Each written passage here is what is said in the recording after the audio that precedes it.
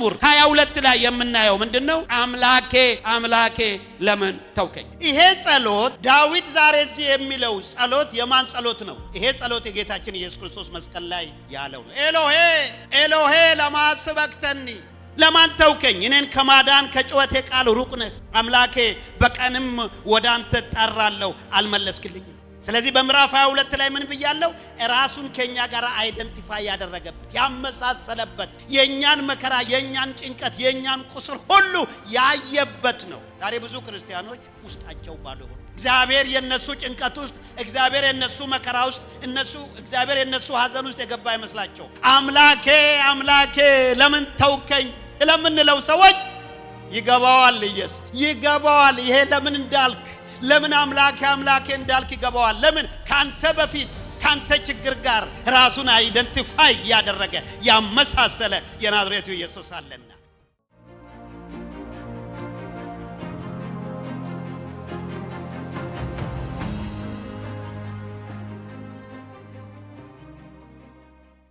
ጌታ ይባረክ።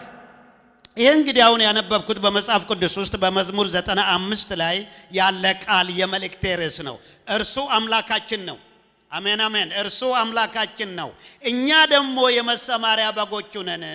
የትም ውል ማለት አንችልም። በሱ እጅ ነው ያለነው። በከፍታም ይሁን በዝቅታ በማግኘትም ሆነ በማጣት እኛ የእርሱ በጎች ነን። በሱ ስር የምንታገድ፣ በሱ ስር የምንንቀሳቀስ፣ በርሱ ስር የምንጠበቅ በጎች ነን። በአዲሱ ትርጉም ደግሞ እርሱ አምላካችን ነው፣ እኛም እርሱ የሚጠነቀቅልን ሕዝቦቹ የሚያሰማራን ደግሞ በጎቹ ነን። ሃሌሉያ! የሚጠነቀቅልን ይላል፣ የሚያስብልን። ትልቁ ሰይጣን የሚገለው እግዚአብሔር አምላክ ስላንተ ጉዳይ አይገባም። ወደ ውስጡ ወደ ጥቃቅኑ አይገባም። ወደ ውስጠኛው ክፍል አይገባም። እግዚአብሔር ከፍ ከፍ ያለውን ብቻ ነው የሚያየው። ነገር ግን ያንተን የውስጥ ነገር አይም ለምትሉ ሰዎች ዛሬ መዝሙር 22ን፣ መዝሙር 23፣ መዝሙር 24ን ጠቅላላ አድርጌ እነግራቸዋለሁ በአጭር ጊዜ ውስጥ። እንግዲህ የምንሰማው የምናየው ሁሉ እጅግ ግራ የሚያጋባ ተስፋ የሚያስቆርጥ ነው።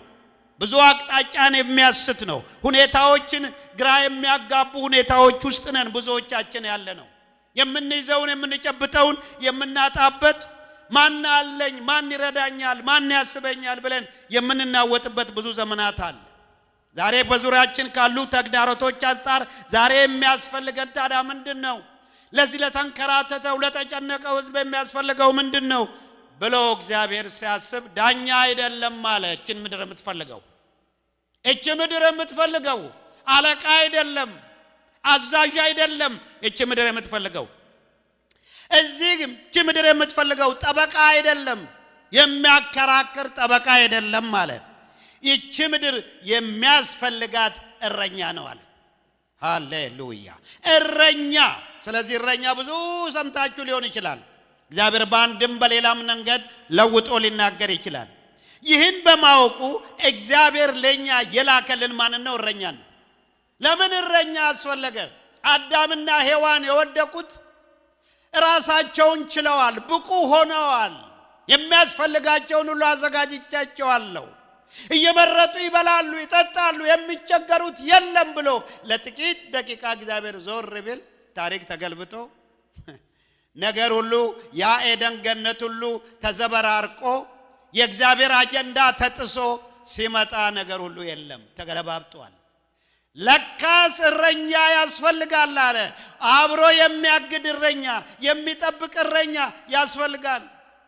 ያ ዙፋኑን ከእግዚአብሔር ዙፋን በላይ ሊያደርግ ያሰበው ሰይጣን ለካ በልቡ ከላይ ከእግዚአብሔር በላይ ሆናለሁ ያለው እንደወደቀው ሲኦል እንደገባ ማን ጠፍቶ የማን ቤት ፈርሶ የማን ሊበጅ ብሎ እንደገና ወደ ገነት መጥቶ ደግሞ እነሱንም እንዲጠፉ አደረገ፣ እንዲስቱ አደረገ። ስለዚህ ለካ እግዚአብሔር ከላይ ሆኖ የሚጠብቅ ሳይሆን አለ እረኛ መሆን አለብኝ ለሕዝቤ አለ። አሜን አሜን። ቀረብ ማለት አለብኝ፣ ከነሱ ጋር መውጣት አለብኝ፣ ከነሱ ጋር መግባት አለብኝ። ስለዚህ ከሕዝቤ ምን ማድረግ የለብኝም፣ መራቅ የለብኝም ማለት እግዚአብሔር አምላክ ወደ ሕዝቡ ቀረበ። በጣም የደነቀኝ ዓለም ሳይፈጠር በፊት ነውርና ነቀፋ የሌላቸው እንዲሆኑ እግዚአብሔር መረጠ አለ። ይሄ ባይሆን ኖሮ እኛም እንደ ሰይጣን ከኤደን ገነት ወጥተን ጠፍተን ነበር። ግን እግዚአብሔር ምን አለ? ይሄ ሰይጣን ወድቆ አሁን እንደው ዝም ይላል? ዝም አይልም። ስለዚህ ወርዶ ደግሞ እንደገና ወደፊት የምፈጥረውንም ሕዝብ ደግሞ እንደገና ሊያስትብኝ ይችል ይሆናል እኮ። ነፃነት ሰጥቻለሁ፣ ልከለክላቸው አልችሉም። ክፉና ደጉን አሳይቻለሁ። በግድ ይዤ በዚህ ሂዱ አልልም። እውነተኛ ዲሞክራሲ ያለው እግዚአብሔር ነፃነት ሰጥቻቸዋለሁ፣ ግን በዚህ በነፃነታቸው ውስጥ ይሄ ክፉ መጥቶ ያሳስትብኝ ይሆነ ወይ ብሎ ቀደም ብሎ ዓለም ሳይፈጠር ነውርና ነቀፋ የሌላችሁ እንድትሆኑ ወሰንኳልና ሬክላም ለጠፈ። አልቀረም። ያ ክፉ መጣና ነካቸው፣ አሳሳታቸው፣ ከመንገድ አወጣቸው። ባወጣቸው ጊዜ ሰይጣን መጣ። ባላ እነሱን ከኤደን እንዳባረርክና ሰይጣን እንደኔ ሆነው እንዲሆኑ እኔን ሰይጣን አድርገህ እንደወረወርከኝ እንደጣልከኝ ወደ ምድር በል እነሱንም ደግሞ ጣላቸው፣ ለዘላለም አትቀበላቸው አለ። ሰይጣን ሬክላሙን አንብበለው። ዓለም ሳይፈጠር በፊት ነውር ነቀፋ የሌላቸው እንዲሆኑ አድርጋለሁ አለ። ታዲያ ከናጣታቸው ልታጸርቃቸው እንዳይሆን አለ። በፍጹም ለዚህ ደግሞ ልጄን ኢየሱስን እልካለሁ አለ። ለምን? ኃጢአት ቅጣት ያስፈልገዋልና። ስለዚህ ልጄ ስለ ኃጢአት እንዲሞት አደርገዋለሁ። እሱ ጀስቲፋይ ያደርጋል፣ ጀስቲስን ይፈጽማል ልጄ እንጂ ከናጣታቸው ላጸርቅ አይደለም። አንተ ግን ይዘህ እንዳትሄድ ሕዝቤን አስቀድሜ ታሪክን አውቄ ወስኛለሁ አለ። ጌታ የተመሰገነ ይሁን። አስቀድሞ የሚራራልን፣ አስቀድሞ የሚጠነቀቅልን፣ ቀድሞ መዳናችንን የሚያዘጋጅልን አምላክ ነው ያለን። ታውቃላችሁ በመጽሐፍ ቅዱስ ውስጥ ሃማ መርዶክዮስ ላይ ሲነሳ አይሁድን ሊያጠፋ ሲገለባብጥ እግዚአብሔር ግን ሰርግ አስመስሎ ሙሽራ አስመስሎ በ127 ሀገር ውስጥ ያሉትን ደንገጥሮች ጠርቶ አስቴር ተመርጣ እንድትገባ የአይሁድ ወገን የሆነች እንድትገባ አድርጎ ወደፊት ለሚመጣው ለሃማና ለመርዶክዮስ እግዚአብሔር ቀድሞ መዳኛውን አዘጋጅቷል። ከበደ፣ ተስፋዬ፣ አስቴር፣ አልማዝ ለነገ ውድቀትሽ እንኳን መድኃኒት አለ። ለነገ ጠላት ላዘጋጀው ድግስ እንኳን እግዚአብሔር ቀድሟል። አላወቀም እሱ መርዶክዮስ ማነው ሃማ አላወቀም። እዚህ እንደፋደፋል። እግዚአብሔር ግን ወጥመዱን ቀደም ብሎ አዘጋጅቷል። እንኳን ለዛሬው መዳናችን ለነገው ዝግጅት አለው እግዚአብሔር። አትስጋ። ለነገው ጉዞ ነገ በህይወት ላይ ጠላት ሊያመጣ ላለው እንኳን እግዚአብሔር ጥበቃ አለው። መልካም እረኛ። ስለዚህ ይሄ መልካም እረኛ ሆኖ እግዚአብሔር እረኛ ላከልን። እረኛ ወደኛ እንዲመጣ አደረገ። በእኛ ህይወት ውስጥ እንዲገባ አደረገ። ስለዚህ በሕዝቅኤልም ውስጥ እንደምናየው መልካም እረኛ በሆነ ጊዜ ታላቅ የእግዚአብሔር ክብር ይገለጣል። ሕዝቦች ይለመልማሉ። ነገር ግን አመፀኛ እረኞች መሪዎች በመጡ ጊዜ ደግሞ እንደገና ሐዘን ይሆን ነበር፣ ስብራት ይሆን ነበር። እግዚአብሔር ግን ዛሬ እረኛ አመጣልን። ይሄ እረኛ ምን አይነት እረኛ ነው? በመዝሙር 22 ላይ እናያለን። በጥቂቱ እናያለን። እስኪ መዝሙር 22ን 23 24 ነው ዛሬ ትልቁን ጮማ የሆነውን ነገር ከሳ ውስጥ የምናገኘው ማለት ነው። እስኪ በመዝሙረ ዳዊት ውስጥ መጀመሪያ መዝሙር 22ን እስኪ እናንብበው። እያንዳንዳችን ትንሽ ነው የምናነበው። አልፎ አልፎ እኔ ራሴ ስለምጠቅሰው ማለት ነው። እግዚአብሔር ያስተማረኝን ነው የማስተምራችሁ፣ ሌላ አይደለም። በመዝሙር 22 ላይ በቅንፍ 22 ላይ በዚህ በመዝሙር 22 ላይ እግዚአብሔር ኢየሱስ ክርስቶስ ራሱን ከኛ ጋር ይሄ እረኛ ራሱን ከኛ ጋር አይደንቲፋይ ያደረገበት ነው። አንድ ጊዜ ሰዎች እንደዚህ ብለው ይጠይቁኛል። ኢየሱስ ከመጣ 33 ዓመቱ ነው ማለት 33 ዓመት ነው እዚህ የቆየው። ያስተማረው 3 ዓመት ነው። 30ውን የት ቆየ ይሉኛል። አላቅም ከምል ለምን እንደሰው አልመለስም አልኩኝ። 30ውን ዓመት ቆየው። ፍርድ ቤት ይሄዳል። እንደናንተ ቁጭ ይላል። ምን አይነት ፍርድ ይሆን የሚሰጠው ይላል። በህዝቤ ላይ ፍርድ ገምድሉ ማን እምሳ ይከለከለው የፈለገውን ሲሰራ ያያል። ከዛስ ወደ ባለ ትዳሮች ቤት ይሄዳል፣ ያያል። ወደ ገበያ ይሄዳል። ሲያጭ እንደዛ ነው የሚመስለኝ እንጂ ዶ ታስሮ ቁጭ ብሎ 30ውን ዓመት ሙሉ ጨረቃ እየቆጠረ ኖረ ብዬ ለማለት አልነገርም። የእያንዳንዳችን ህመም፣ ቁስል፣ ምን እንደሚመስል አይደንቲፋይ ለማድረግ ራሱን ከኛ ጋር ሊራራልን እንዲችል ዛሬ ላለው ጭንቀት ዛሬ ላለው መከራህ የታል ጠላት ሲልህ እንዲያውቅልህ እንዲያስብልህ ኢየሱስ ክርስቶስ በጉዳያችን ሁሉ ይመላለስና ይገባ ነበር። በዚህ በመዝሙር 22 ላይ የምናየው ምንድነው? አምላኬ አምላኬ ለምን ተውከኝ። አያችሁ ይሄ ጸሎት ዳዊት ዛሬ እዚህ የሚለው ጸሎት የማን ጸሎት ነው?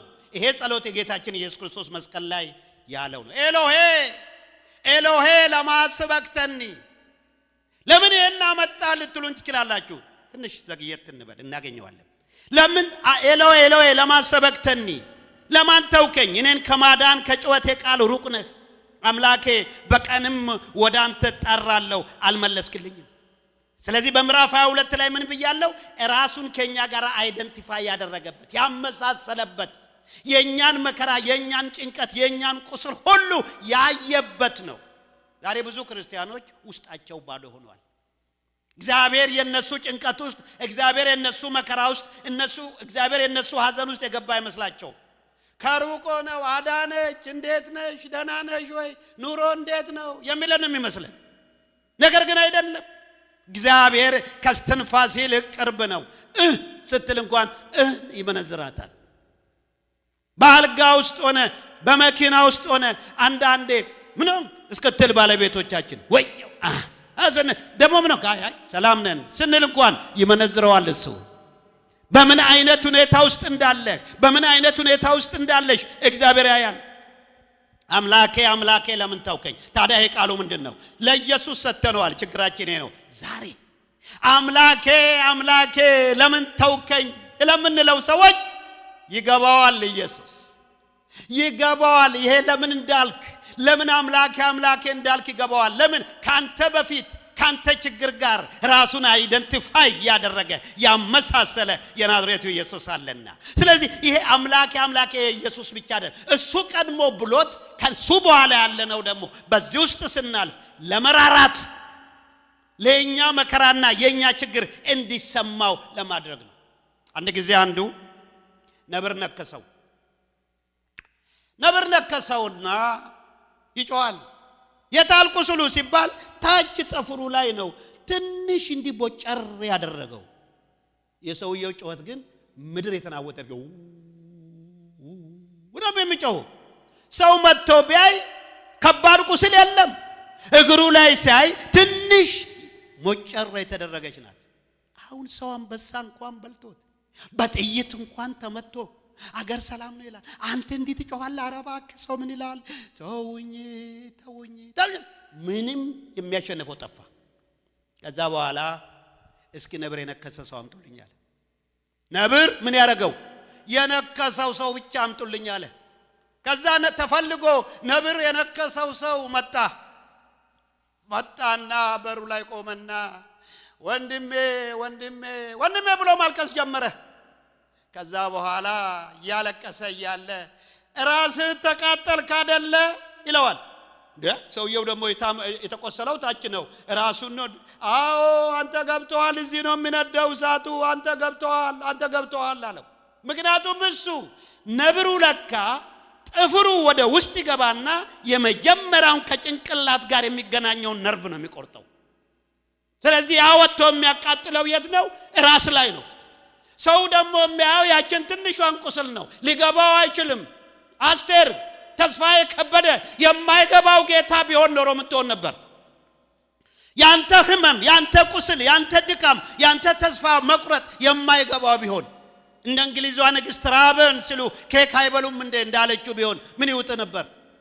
ዛሬ አረም መሪዎች የብዙ ሰዎች ችግርና ፈተና ምን አይሆንም አይገባቸውም። አንድ ጊዜ አንዱ እዚህ ያገኘሁትና ከመጣ ቆይቷል። ምንድነው አልኩት። የሥራ ፈቃድ አላገኘውም አለ። ምን ያህል ቆይተ ነው የሥራ ፈቃድ የምታገኘው አልኩት። ያውና እንግዲህ ምናልባት ያኛው 6 ወር ነበር የተባለው ግን አልፎ ዛሬ እንደዚህ ሆኛለሁ አለ። ይሄን የሚያደርገው የአሜሪካ መንግስት ነው ወይ አልኩኝ። መጀመሪያ እንደውም መታሰብ ያለበት ሰውየው በልቶ ይኑር ወይ አገሩ እንዲሄድ ማድረግ ነው ወይ እንዲበላ ማድረግ ነው። ስራ እንዳትሰራ ቁጭ በልና ሙት፣ ከዛ ስረቅ፣ ከዛስ ግደል አይሆንም ወይ? አያችሁ እንደማይረዱን አወቁ። የሚረዳን ነው ያለን። የሚረዳሽ ጌታ ነው ያለሽ። ማንነትን የሚረዳ ማንነትሽን የሚረዳ ኤሎሄ ኤሎሄ ለማሰበክተኒ ሲል ዛሬም አንተ ለማን ተውከኝ እግዚአብሔር ሆይ ወገን የለኝም ረዳት የለኝም የሚያስብልኝ የለኝም ለማን ተውከኝ ብለን በመንጨውበት ጊዜ የሚገባው አምላክ ነው። ይሄ ብቻ አይደለም። አምላኬ በቀንም በሌሊትም ወደ አንተ እጣራለሁ አንተም አልመለስክልኝም። የምስራች የጸሎት መልስ ስለዘገየባችሁ ራሱ እኮ ነው ኢየሱስ እኮ ነው እዚህ የምናየው። አልመለስክልኝም በቀንም እጮሃለሁ አለ በሌሊትም እጮሃለሁ አንተ ምን አላረክልኝም አልመለስክልኝም። በሌሊት እንኳን ረፍት የለኝም ስጮህ። ብዙዎቻችሁ የማተኙት ትኖሩ ትችላላችሁ። የማተኙ ሌሊት የምትነሱ እንደ ሰው የሚቀሰቅሳችሁ ረፍት የለኝም። ይገባዋል። እስኪ ይገባዋል በሉ። ይገባዋል። ያንቺ ነገር ይገባዋል። ብቻሽን አይደለሽም። አለ አልጋ ውስጥ በድልብስ ውስጥ አለ እኮ ነው የምልህ። አለ በመኪና ውስጥ የሚያይ የሚረዳ ጌታ ነው። እንደኔና እንደናንተ የታደለ የለም። የሚያውቅልን ነው። ቁስላችንን የሚያውቅ ህመማችንን የሚያውቅ ነው። የሚረዳ ነው። አንድ ጊዜ በኢትዮጵያ ውስጥ እየጸለይን እያለን አሁን ደረጃ የሚባል ነው ወደ ጌታ ሄዷል እና ለበሽተኞች እንጸልያለን እየዞርን በመርካቶ በምን እየዞርን እንጸልያለን። አንድ ወይዘሮ ኢትዮጵያ የሚባሉ አሉ የሚኒስቴር ባለቤት ናቸው ግን አማኝ ናቸው። እሳቸው መኪና አላቸው በዛ ያዞሩናል። ከዛ እንደነገ መርካቶ ጸልየን ከመርካቶ በኋላ ደግሞ እንደገና ሰሜን ማዘጋጃ ልንጸልይ ቀጠሮ ይዘናል። ስለዚህ አሁን ሌሊት ደግሞ አዳር ጸሎት ላይ ነን። የምንሄደው ቦታ በጣም ሩቅ ነው። አዳር ጸሎት ያለበት ቦታ በጣም ሩቅ ነው። ስለዚህ ቀስ ብዬ በጆሮ ሄድኩና ለደረጀ አቤት ነገ እኮ ሌሊት ጸሎት እንሄዳለን መርካቶ። አሁን እኛ ቀስ ብለን እንተኛ እንዳንረብሻቸው ሌሎችም እንተኛ እንዳይሉ እሺ በል ንጉሴ ቅደም አለኝ። ቀስ ብዬ ቀደምኩ። ከዛ እሱ መጣና ተኛ። ጠዋት ተነሳን መርካቶ ሄድን። ልክ መርካቶ ሄድን ገባን። አጋንንቱ ገና ሲመጣ መጨው ጀመረ። ልቀቅ ማለት ጀመረ። እየጨው እያለ ልቀቅ ብንም ቀልዱን ተውና ወደ ሰሜን መዘጋጃችሁ ወደ ጸሎት ቦታችሁ ሂዱ አለን። ይሄን ነገር አልወጣም ልቁኑ ሰሜን መዘጋጃ ያዛችሁት ቀጠሮ ጋር ሄዱ አለ። ወገኖቼ ጉድ አልኩ። ቀስ ብዬ እኮ ነው ደረጀ ያልኩት። የት ነበርክ አልኩ። ጆሮዬን እናንተ ጋር አድርጌ ሰውነቴን ግን ምድር ዳርቻ ላይ ተክዬ ሰማችሁ ነበር አለ። ጆሮውን እኛ ጋር ከሆነ ደግሞ አካልህን ለምን ምድር ዳርቻ ላይ ያደረኩ?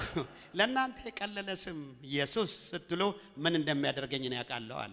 እዛም እንኳን ወላፈኑ መጥቶ የሚሰራኝን ነው ያውቃለሁ አለ። ጆሮዬን ግን እናንተ ጋር አድርጌ ሰማ ነበር አለ። ወዲያውኑ ወሰድኩ። ማረኝ ነው ያልኩት ጌታ። አይገባውም አይሰማኝም ያልኩባቸውን ዘመኖች ንስሐ ገባው። ይሰማል። እስኪ ይሰማል በለው። ይሰማል። ከሰማህ ታዲያ ምን ትፈልጋለህ? የባውል ነቢያት እኮ ቀኑን ሙሉ የጮሁት ስማን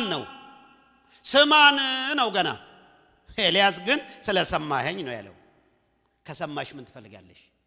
ይሰማል ልልህ እኮ ነው እየሰበኩልህ ያለው። ይሰማል። የተናገርከውን ብቻ ሳይሆን በልብ ውስጥ የምታውጠነጥነውን ይሰማል። እኔ አብዛኛውን ጊዜ በቤቴ የምጸልይ ቢሆን በመኪና ሲሄድ የምጸልየው ይበልጣል።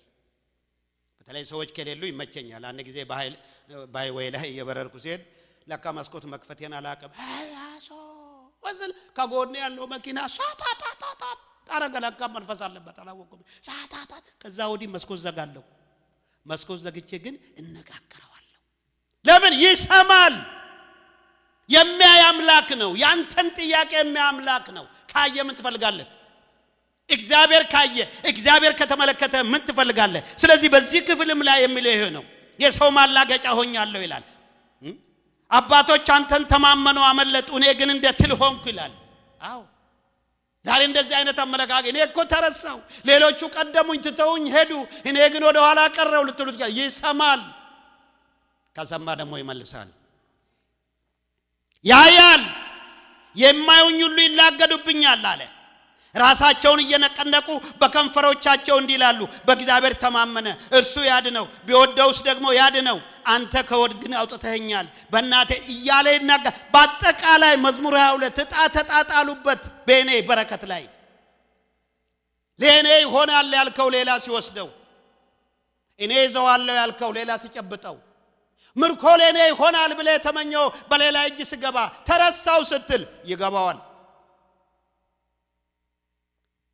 ቀሚሴን ዕጣ ተጣጣሉበት አለ።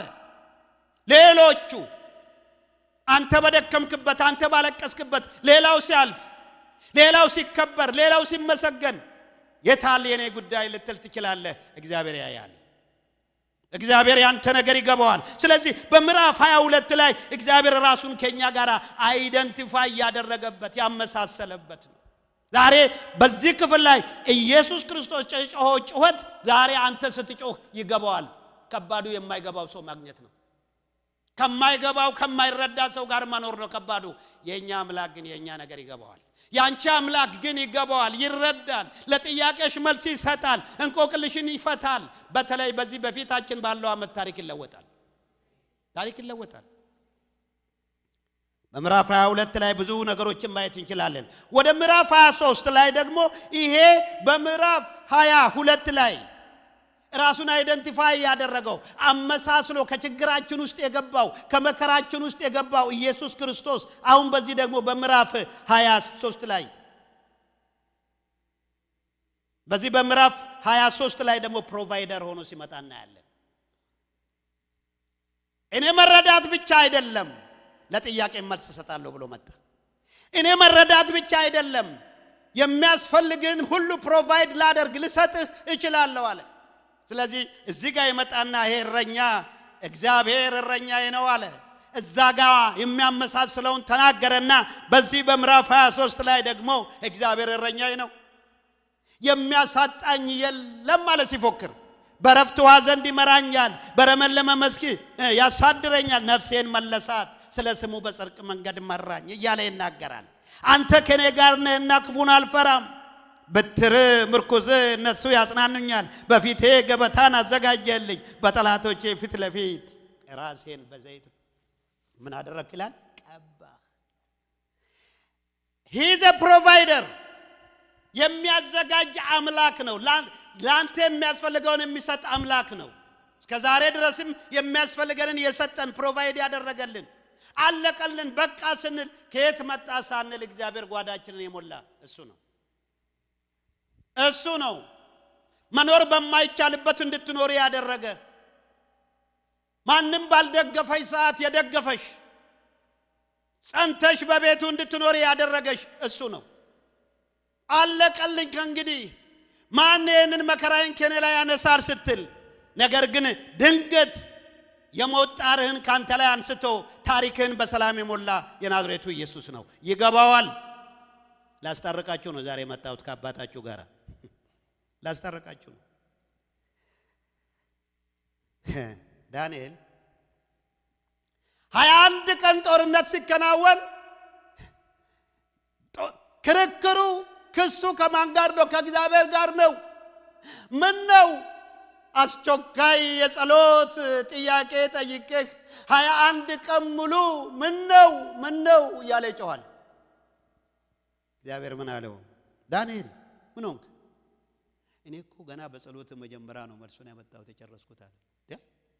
ታዲያ የ21 ቀኑ ምንድነው? ጦርነት እንዳይመጣ የማዘግየት ጦርነት ነው። አስቴር አታኩርፊ፣ ከእግዚአብሔር ጋር የሚያዘገየውን ምቺ። አባትሽ ገና ድሮ መልሱን መልሶ ሰጥቷል። እንዳትበይው ግን ጦርነት ተከፈተ። የብዙ ሰዎች ከእግዚአብሔር ጋር የሚጣሉት እግዚአብሔር ጸሎቴም አልመለሰልኝም። ግልጽ ፕሪንሲፕል ነው። እኔ ወዲያውኑ ገና በጸሎት መጀመሪያ ነው መልስ ሰጥተውታል። ነገር ግን ያ መልስ ወደ አንተ እንዳይደርስ ወደ አንቺ እንዳይደርስ እፎይ እንዳት የተዋጋ ሰይጣን ነው። በጉልበትሽ ምጪ፣ አባትሽ ጨርሷል፣ ሰጥቶሻል። ታዲያ ለምን ጠላቱን ሁሉ አይመታም? ለምን ይመታል? በእስራኤልም ጊዜ ምንድነው ያደረገው? ውጊያ ያላወቁት የእስራኤል ልጆች ውጊያ ያውቁ ዘንድ ማርና ወተት በመታፈሰው ሀገር ውስጥ ጠላትን አስቀመጥኩላቸው። ማን ተዋግቶ ማን ሊበላ? ስለዚህ ተዋግተህ አንቺም ተዋግተሽ ከአባትሽ ጋር አደል አርገሽ ከሌሎቹ ጋር እንድትበይ እግዚአብሔር ይፈልጋል። ግን ሰይጣን ምን አደረገ? አኮረፈ። ከእግዚአብሔር ጋር እንድታኮርፍ ያደረገ። እኔን ብቻ ከሰው ሁሉ እግዚአብሔር ለይቶ እከሌው እንዲህ አልፎላታል፣ እከሌ መኪና ቀይራለች፣ እከሌ ቤት ገዝታለች አሉ፣ እከሌ ደዋን ከፍላለች አሉ፣ እኔ ብቻ ኖ። እግዚአብሔር እንጀራ ልጅ የለውም። እግዚአብሔር እንጀራ ልጅ የለውም። ገና ኢየሱስን ተንበርክከሽ ስትጠይቂ መልስሽ ተልኮ መጥቶ በደጅሽ ነው። እንዳትበይ ግን ውጊያ የከፈተብሽ ጠላት ነው ሊያዘገይ። ለዚህ ነው ጳውሎስ ወደ እናንተ ልንመጣ ብዙ ጊዜ ወደድን አለ። ሰይጣን ግን ምን አረገን አለ? አዘገየን። ማዘግየት ነው እሱ። በማዘግየት ደግሞ ሰው ከራሱ ይጣላል። ሲዘገይበት ነገር ከእግዚአብሔር ይጣላል፣ ከሚስቱ ይጣላል፣ ከወንድሙ ይጣላል። ሲዘገይ እኮ ሲዘገይ ዛሬ ብዙ ክርስቲያኖች ግፍ ያላቸው እኮ የእግዚአብሔር ኃያልነትን እያወቁ ለምን ዘገየ ነው። ስለዚህ በዚህ በምዕራፍ 23 ላይ እግዚአብሔር ነገሩን ሁሉ ሲያቀርብ ሲታደግ በሞት ጥላ መካከል እንኳን ቢሆን እኔ ካንተ ጋር ነኝ፣ ክፉን አልፈራም፣ እጠብቅሃለሁ ይላል። እስር ቤት ታሰርኩ፣ ነግራችሁ እንደሆነ አላውቅም። እስር ቤት ታሰርኩ። እስር ቤት ታስሬ አንደኛ ጴጥሮስና ሁለተኛ ጴጥሮስን ከጎኔ ባለው እስር ቤት ለታሰሩ በጣም ብዙ እህቶች በጽሁፍ እየጻፍኩ አስተምራለሁ። እንዴት አዲስ ኪዳን ማግባት አንችልም፣ አዲስ ኪዳን ከተገኘ መሞት ብቻ ነው። እኔ ፍራሽ ውስጥ ደብቄ ነው ያተረፍኩት፣ እንዳላወጣውም አልቻልኩም። ቅዱሳኖች ግን ንጉሴ በቃ የተገኘ ቀን አለቀልህ፣ የተገኘ ምን ላርጉ እንግዲህ ላወጣው አልችልም፣ ምን አልችልም፣ የለየለት ይለያልኩና ማታ እነሱ ሲተኙ በብርድ ልብስ ሆኜ እያዘጋጀው እህቶች ምን ይላሉ? ወንድሞች አቤት ምግብ ፈልገናል፣ ርቦናል ይልና ወደኛ ይልቀን እንትን ማለት እህቶች ናቸው። እህቶች ወንድሞች ይሉናል። እሺ ከዛስ ያንን ያስተማርኩትን ትምህርት በላስቲክ ጠቀልልና በምግብ ውስጥ አረግና ከዛ በኋላ ለነሱ ልካለሁ። እነሱ ያንን ይከፍታሉ። ከምግብ ጋር ተገናኘን በላስቲክ ነው ይከፍቱና ያንን ያንደኛ ጴጥሮስን ጥናት የመከራ ውስጥ በጣም የሚገርም ጥናት ነው። እሱን ይሞላሉ፣ ያጠናሉ፣ ይወያያሉ፣ ምን ይላሉ። እንደገና የመለሱትን መልስ ደግሞ እኛ ደግሞ ምን ይላለን? እህቶች ምግብ አልቆብናል። አመላላሾቹ ማን ናቸው? ፖሊሶች ናቸው አመላላሾቹ። በቃ እነሱ እንደውም ይተርታሉ፣ ወንድሞች ይሉናል። እነዛ ደግሞ እህቶች እያሉ በመካከል እየሳቁ የኛ ነገር እየገረማቸው ግን ወረቀቷን ብቻ ለማንኛውም አላቋረጡብኝም፣ እሷን ያመላልሳሉ። ይሄ ሁሉ ሲሆን እኔ አላቅም። ለካ ሰላይ ያስቀምጧል። ከለማ ጉተማ ጋር የተላከ ለማ ጉተማ በዛ በደርግ ጊዜ ከባድ ሰው የተላከ ለካ ሰላይ ይዛ አለ። እስረኛ መስሎ ገብቶ ያየኛል። እኔ ስጽፍ እንደዚህ ነው የምጽፈው። ይሄን ጋርጌ አንዴ ቀና ስል አንዴ ጎንበስ ስል ለካ እሱ ያየኛል። እኔ ብቻ ነኝ ቀና ጎንበስ የሚል ሲደክመኝ ምን እያልኩ ይዛኩ ማለት ነው። ሌላው በሙሉ ተኝቷል። ለካንም በሙሉ አይቷል። ለካ የምሞትበት የምገረፍበት ቀን ተዘጋጅቷል። ከኔ በፊት አንዱ ተገርፎ የዛሬ 6 ወር ሞቷል። በዛው ቀን አልሞተም። ሐኪም ቤት ገባ። ከባድ ቦታ ላይ የተመታ ስለሆነ ልናድነው አንችልም ተባለ። ሞቷል። በዚሁ ኬስ መጽሐፍ ተገኝቶበት ተነግሮኛል። ብልጥ ነው እንኳን መሰለኝ ብርታትም አገኘውና ከዛ በኋላ ለካ ተደግሶ ሁሉ ሰምቷል። ያልሰማሁት እኔ ብቻ ነበርኩ። ሽንት ቤት ወጥተን ስንመለስ ሁሉ ስለኔ ሲያወራ ይቆይና ልክ እኔ ስገባ ብቻ 1 2 3 እንደተባለ ጸጥ ይላል። ምንድነው ነገሩ? ወላሂ አልገባኝም። እንደ ነገ ነው የተደገሰልኝ። ከዛ በኋላ ሌሊት ተኝቼን ያለው አባቴን መስሎ መጣ። ልክ አባቴን አባቴ በይ በኩል ገባ። እንዴት ከፈቱልህ? እኔን የሚይዘኛል እንዴ አለ። እንዴት ዘመድ አለ እዚህ? እንግዲህ እሱ ደግሞ እንትን ነው ወታደር ነው። ስለዚህ ማረግም ያለው ነው እና እነሱ ጋር ተዋወቃለ እንዴ ይላል። አሁን እኔ ምልህን አደርጋለሁ። ምን ይሄንን አድማ ተደርጎብሃል ልጄ፣ ይሄንን ወረቀት ከዚህ አጥፋዋለ። ወዴት ላጥፋው? እንዴት አድርጌ ላጥፋው? ሄደሱ ለካ ኢየሱስ ብዙ አይናገርም። አባቴን መስሎ ይመጣው ጥቂት ይናገራል። ዕውቀቱን ብቻ ነው የሚሰጣችሁ፣ ጥበቡን። ሳስበው ምላጭ አለኝ፣ ሳስበው መርፌ አለኝ። ተፈቅዷል የተቆደደ ነገራችን እንድንሰፋ። ከዛስ ምን አደረኩኝ? ፍራሹን ገለበጥኩኝ። በዚህ አይነት ነው ፍራሹ እንዲገለበጥኩ። ጥጥ ነው የጥጥ መሃሉን በሳው። ወረቀቶቹን ሁሉ እግዚአብሔር ሆይ በል እንግዲህ ደግሞ አዳራሹ አንድ ነው። ሽንት እዛው ነው የሚሸናው። እዛ ዳር ላይ አንዱ ሲሄድ ሌላው ይመጣል። ጌታ ሆይ ዛሬ እንግዲህ አንተ አይደለ አባቴን መስለህ መጥተህ ተናገር። አንድ ሰው እንዳይነሳ ግን የሚገርም ነው። ኃይለኛ ማንኮራፋት የተነሳ የለም። እኔ ያንን ወረቀት ከሁለት ሻንጣ ውስጥ ከታለው ለምንድን ነው ውስጥ የማረጋው? እንዳይንኳኳ። ከተንኳኳ ይሰማልና ፍራሽ ቀይሩ እንባባላለን፣ ቤት አጽዱ እንባላለን። ያን ጊዜ ፍራሽ ስንሰበስብ እዛ ከውጭ ካለ ይንኳኳል። እንዳይንኳኳ ከላይ ከታች አረጉና ጨረሱ።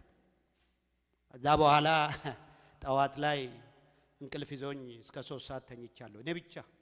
ሌላው በሙሉ ተነክቷል። ንጉሴ ገበታ ተነስ ደሞ ተኝቷል፣ የልቡን ሰርቶ ተኝቷል አለ።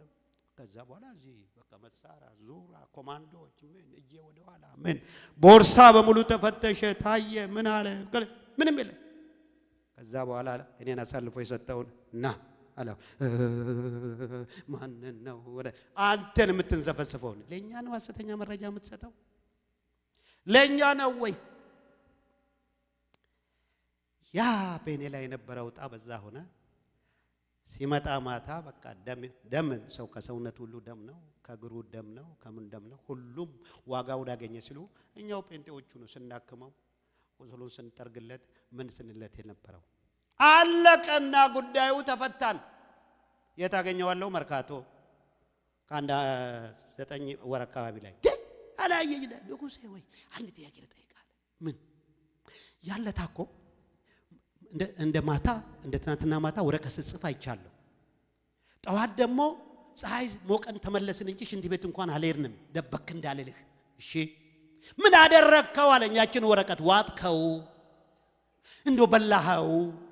እንደው የት አድርስ ያንን ሁሉ ክምር ወረቀት ምን አረከው ንገረኝ አለ። ጥሩ መንገዱን እነግርሃለሁ። እኔ ደግሞ አንድ ጥያቄ ልጠይቅህ። እሺ ጠይቅ። በጌታ በኢየሱስ ክርስቶስ አምነሃል አልኩት። አላመንኩም። እንግዳውስ ለፊልስጤም መልስ የለም አልኩ። ለፊልስጤም መልስ የለም። ፊልስጤም ነው አይ መልስ የለም። ብታምን ኖሮ ነግርህ ነበር። ስላላመንክ ሁልጊዜ እንቆቅልሽ እየሆነብህ ይቀራል። ለምን ያናመጣው? እረኛ ነው። የማይገባበት የለም ያንቺ እረኛ። የማይገባበት የለም ያንተ እረኛ። አንተን ለመታደግ፣ ያንተን ጸሎት ለመስማት፣ አንተን ከፈተና ለማውጣት፣ አንተን ለማሻገር፣ አንተን ለመደገፍ ያንተ እረኛ የማይገባበት የለም። ሩቅ አይደለም። ዛሬ ብዙ ሰዎች የሚሰማቸው ይሄ ነው። ሩቅ ይመስላቸዋል። ልንገራችሁ፣ ብዙ ዓመት ሰብኬያለሁ፣ ብዙ ዓመት አገልግያለሁ። ኢየሱስ ክርስቶስ በልቤ ውስጥ እንዳለ ያወቅኩት ማገልገል ከጀመርኩ ከ10 ዓመት በኋላ ነው። የሚመስለኝ መኖር አለ አምነነዋል፣ በቃ ለውጦን። ነገር ግን እሱ ከላይ የሚቀመጥ እንጂ ውስጣችን ገብቶ ተሸክሞ ነው የምንዞር አይመስልንም። ለዚህ እኮ ነው ኃጢአት ውስጥ ምንቦጭ ስንል ሌላ ኃጢአት ስንሰራ ምንም የማይሰማን ሰውየው ውጭ ያለ ነው የሚመስለን። መጽሐፍ ቅዱስ ግን ምን ይላል? ምስጢሩም የክብር ተስፋ ያለው ክርስቶስ በእናንተ ውስጥ መሆኑ ነው። አስቴር ጉድሽ ፈላ። ተሸክመሽ እኮ ነው የምትዞሪው፣ ተሸክመ ውስጥ ተቀምጦ። ስለዚህ አንዳንድ ጊዜ አረ ንጉሴ ይሉኛል ስጸልይ፣ ድምጽ አንዳንዴ በጮት ጸልያለሁ ይሉኛል። አንዳንዴ ደግሞ ይሁንና ምንም ድምጽ አይሰማም። አረ እንዲሰማህ እንደወጣ አርጋው ይሉኛል። ገባኝ። ሰውየው ያለው እዚህ ነው። የነገስታት ንጉስ ያለው እዚህ ነው። ስለዚህ ጨውክም አልጨውክም እዚህ ሆኖ ነው የሚሰማ። የሚያድን የሚሰማ የሚታደግ አምላክ ነው ያለን። ስለዚህ አንተ ህይወት ካልተሰራ በስተቀር ምንም አይነት ለውጥ ልታመጣኝ አንተ ሙሉ ስትሆን፣ አካሄድ ሲለወጥ፣ ተስፋ በውስጥ ሲሞላ ያን ጊዜ አካሄድ ይለወጣል። ያረገዘች ሴትና ያላረገዘች ሴት እኩል ነው አረማመዳቸው አይደለም። አቀማመጧ ሁሉ ይለያል። ዘላ አትወጣም። ታክሲ ላይ መጀመሪያ በእጇ ይዛ ነው የምትቀመጠው። ኪዳን ያላቸውና የሌላቸው እኮ ይታወቃሉ። የጌታ ነገር በወፍራሙ ውስጣቸው የገባና ስስ የሆኑ ሰዎች ይታወቃሉ። ስስ ያደረገው ምንድነው? እረኛሽ ካንቺ የራቀ ስለመሰለሽ ነው። ቶሎ ቶሎ ጨርሳለሁ። የመጨረሻው ብዙ ዘልያለሁ። የመጨረሻው በመዝሙር 24 ላይ ያለው ቃል ነው የሚደንቀኝ። ከዛ ደግሞ እዚህ ጋር እረኛው ጥሪ ሲያደርግ ነው። መጀመሪያ ምድርና ሞላዋ የእግዚአብሔር ናት ይላል። ዓለም በርሱ ያሉት ሁሉ ይላል። ይሄ እኮ ድሃ አይደለም። ይሄ እረኛ ሁሉ ያለው ነው። ድሃ መስሎ መጣ እንጂ ድሃ አይደለም። ባዶ ሆኖ መጣ እንጂ ባዶ አይደለም። ደካማ መስሎ መጣ አንቺን ሊያነሳ እንጂ ደካማ አይደለም ይሄ ጌታ። ስለዚህ ዝቅልና እናንተ መኳንንት ይህች ትውልድ እርሱን የምትፈልግናት ይላል። ከዛ ቁጥር 6 ላይ 7 ላይ እናንተ መኳንንቶች ይላል በሮችን ክፈቱ ይግባ። ይሄ ራሱን ያመሳሰለ ካንተ መከራ ጋር፣ ካንተ ጭንቀት ጋር፣ ካንተ ረሃብ ጋር ራሱን ያመሳሰለ ጌታ፣ ፈተናሽን የሚረዳ ጌታ፣ ለባል ያልተነገረ ምስጢር፣ ለሚስት ያልተነገረ አሁን ትችላለች ወይ አሁን ይሄንን ማን ይሸከመዋል ስትል ካንተ ጋር የተሸከመ ጌታ፣ ካንቺ ጋር የተሸከመ ጌታ፣ ፈተናሽን ሁሉ እያሻገረ እዚህ ያደረሰሽ ጌታ። ስለዚህ ምን ይላል እዚህ ላይ? እናንተ መኳንንት የሆናችሁ አያስፈልገንም ከፍ ያልን የምትሉ ተው፣ በሮችን ክፈቱ ይላል። ደግሞ አሁን ጥሪ ያደርጋል። ልግባ፣ ተይ አስቴር በደንብ ልግባ፣ ተው ከበደ በደንብ ልግባ፣ ታሪክህን ልለውጥ፣ እምነትህን ልለውጥ፣ ጥያቄህን ልመልስ። እኔ ባይመልስም ካየኝ ይበቃኛል ወገኖች። እስር ቤት ሆኜ መከራው በዛብኝና አለ የለም የሚለው ጥያቄ ጠየቅኩ። አለ ካለ ምንም አይደለም ያየኛል። እንዴት ልወቅ ማየቱን? ስብከቴን አመጣው። ስንት ዓመት የሰበኩትን ምንም ያወጣሁትን መዝሙር የደረስኩትን ሁሉ አመጣውና በዛም ራሴ ፈተሽኩኝ ምንም። ከዛ በኋላ እግዚአብሔር በእኔ ውስጥ አድርጎ የሰራውን እናቴን የፈወሰው ብዙ ሰዎች ያዳነውን ምን ያደረገውን አየሁና እንዴ አሁንስ ልቆም እዚህ ላይ አልኩ። ለምን ሱዳን ሀገር ሄጄ ጥንቆላ አልተማርኩ፣ ሳውዲ አረቢያ ሄጄ ጥንቆላ አልተማርኩ። ይህን ሁሉ የሚሰራ አምላክ ከሆነ አለ እንግዳውስ አለህ ማለት ነው። ካለህ ደግሞ 10 ዓመትም ቢሆን የፈለገው ዓመት ቢሆን ልታሰራል። ካለ ይበቃሻል፣ ካየሽ ይበቃሻል። አይመለስ ኑሪ በዚህ ካለሽ ከነህመምሽ ኑሪ ካለሽ ይሁን። ባለፈው አንድ ነገር አየውና 50 ዓመት ሙሉ በልብ ውስጥ ካለች ጥይት ጋር የኖረ ሰው ከነ ጥይቷ ይታይ ነበር። ያ ጥይቱ ያለበት ደግሞ ማንም የማይኖርበት ከፍተኛ ማን ወዳው ጸጥ የሚባልበት ቦታ ነው። ስለዚህ ለኦፕሬሽን አይሞከርም፣ ለምን አይሞከርም? እግዚአብሔር ግን እዛው ያዛት። ከያዘልሽ ታዲያ ምን ቸገረሽ? ወሬ ሰምተሽ ይሆናል ከባድ ወሬ። እዚህ እንትን አለ፣ በዚህ ምልክት ይታያል፣ በዚህ ምልክት ይታያል። ጌታ ግን ቀጥ አድርጎ አስሮታል፣ ቀጥ አድርጎ አስሮታል። እዛው ካየው ይበቃሃል። በቃ የራሱ ጊዜ ሲሆን እግዚአብሔር ታሪክን ይለውጣል። ችግርህን ካየው ይበቃል፣ እንባህን ካየው ይበቃል። እሱ ካየሽ ይበቃሻል። እረኛው ካንተ ጋር ራሱን አይደንቲፋይ ያደረገ እረኛ፣ ይሄ እረኛ ደግሞ ተመልሶ ምዕራፍ 23 ላይ የፈለከውን ልሞላልህ ነው ልሰጥህ ነው ያለ ጌታ እረኛ። ይገርመኛል እንዴት እንዳኖረን ሳስብ ይገርመኛል። በብርና በወርቅ አልኖርንም፣ በብርና በወርቅ አልኖርንም። እኔ 40 ዓመት አገልግዬ አገልግሎቴ ሲጨርስ ደሞዜ 4500 ነበር። 40 ዓመት ከምንድን ነው የጀመርነው? ከ50 ብር 40 ዓመት ሰው አይቀይርም ቦታ። አልተማርክም እንዳሉኝ ተምሬያለሁ። 2 ማስተርስ አለኝ፣ ዲግሪ አለኝ። አሁን ደግሞ ትንሽ ከሱ ማለፍ ያለ ደግሞ እየሞካከርኩ ነው፣ ወደ ማለቁ ነው። ግን ያ አይደለም ዋናው፣ እሱ አይቶኛል። እሱ ካየህ ይበቃል። ብርና ወርቅ አይደለም የሚያኖርህ፣ የሱ እጅ ያኖርሃል። ዓለምን በነገራችን ላይ በገንዘብ አናሸንፍም፣ በብርና በወርቅ አናሸንፍም። በበረከት ነው የምናሸንፋት። በበረከት ብዛት ትንሹን ይባርካል። የእግዚአብሔር በረከት ባለጠጋ ታደርጋለች፣ ሐዘን ከሷ ጋር አይጨመርም ይላል። 3 ነገር ነው የነገርኳችሁ። እግዚአብሔር ከችግር ጋር ራሱን አመሳስሏል። በነገር ሁሉ ወንድሞቹን ይመስል ዘንድ ከኃጢአት በቀር በነገር ሁሉ ተፈትኗል። ሁሉንም አይቷል። መከራን ችግር አይቷል። ለዚህ ነው ኢዮብ በሁለታችን ላይ እጁን የሚያኖር ዳኛ ምን ነው በተገኘ አለ። በማ ላይ? በእግዚአብሔርና እንደገና ደግሞ በሱ ላይ የሚያኖር በመካከል አንድ ዳኛ ምን ነው በተገኘ አለ። አልፈራውም ነበር ማንን? እግዚአብሔርን። መዝሙር ኢዮብ 19 ላይ አልፈራውም ነበር እግዚአብሔርን። ፊት ለፊት እናገረው ነበር፣ ግን እሳት ነው። እንዴት አድርጌ ምን ነው መሐላችን ላይ እጁን በሁለታችን ላይ የሚያኖር ዳኛ በተገኘ አለ። አገኘንኛ፣ ያንን ዳኛ አገኘን። አንድ እጁን በአባቱ ላይ አድርጎ አንድ እጁን ባንቺ ላይ አድርጎ ቸርነቱና ምሕረቱን የፈጸመልን ጌታ አገኘን ወገኖች ሆይ። ስለዚህ ብቻችንን አይደለህም፣ ብቻህን አይደለህም። ብዙ ስልክ ባይደወልልህም፣ አይዞ የሚል ባይኖርህም፣ አጃቢ ባይኖርህም፣ በተለይ አሜሪካ ውስጥ የምትኖሩ ሰዎች በጣም ጠንካሮች ናቸው። በእውነት በጣም ጠንካሮች ናቸው። እንደ ብዙዎቹ ስትረስ ይዞት እንኳን እንደው አለመውደቁ ራሱ ታምር ነው። እኔ ሰው ካላዋራኝ ግራ ነው የሚገባኝ።